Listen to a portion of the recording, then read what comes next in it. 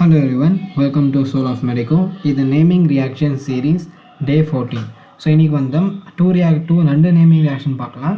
So பேர் தான் வந்து வேறு கிளமென்சன் ரிடக்ஷன் அண்டு உல்ஃபிஷ்னர் ரியாக்ஷன். பட் ரெண்டுமே வந்து பார்த்திங்கன்னா ஒரே மாதிரி தான் இருக்கும். ஸோ அதோட கேட்டலிஸ்ட் மட்டும் தான் வேறையாக இருக்கும். கிளமென்சன் ரிடக்ஷனில் zinc amalgam with concentrated HCl வந்து யூஸ் பண்ணுவீங்க. உல்ஃபிஷ்னர் ரிடக்ஷனில் வந்து பார்த்தீங்கன்னா ஹைட்ரஜன் NH2 இதுக்கு பேர் தான் ஹைட்ரஜன் அண்ட் ஒரு பேஸ் யூஸ் பண்ணுவீங்க. அந்த பேஸ் வந்து பார்த்தீங்க அப்படின்னா சோடியம் இத்தாக்சைடு. ஸோ அவ்வளோதான், ரெண்டு கேட்டலிஸ்ட் மட்டும்தான் வேறு. என்ன பண்ணும் அப்படின்னா ரிடக்ஷன் அப்படின்னாவே அடிஷன் ஆஃப் ஹைட்ரஜன். பேசிக்கலி நீங்கள் ஆல்டிஹைட் ரிடக்ஷன் பண்ணிங்கன்னா உங்களுக்கு ஆல்கஹால் வரும். பட் கிளமென்சன் அண்ட் உல்ஃபிஷன் வந்து பண்ணால் கம்ப்ளீட் ரிடக்ஷன் பண்ணுவாங்க. அது என்ன ஆகும் அப்படின்னா இந்த C+O குரூப் இருக்கு இல்லையா, இந்த C+O குரூப் வந்து CH2 குரூப்பாக வந்து பார்த்தீங்கன்னா ட்ரான்ஸ்ஃபார்ம் ஆகிறதுக்கு ரிடக்ஷன் பண்ணுவாங்க. ஸோ அப்போது இந்த உல்ஃபிஷ்னா கிளமென்சன் ரிடக்ஷன் அப்படின்னாவே இந்த C+O குரூப் தூக்கிட்டு CH2 குரூப் போட்டால் வேலை முடிஞ்சது.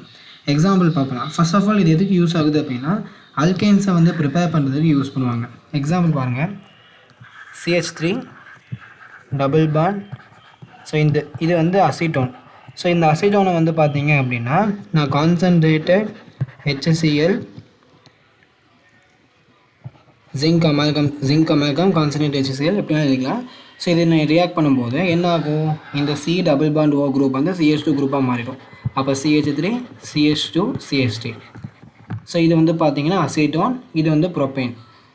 அதோட வந்து பார்த்தா உங்களுக்கு வாட்டர் வந்து பார்த்தா வெளியேறும். ஓகேவா?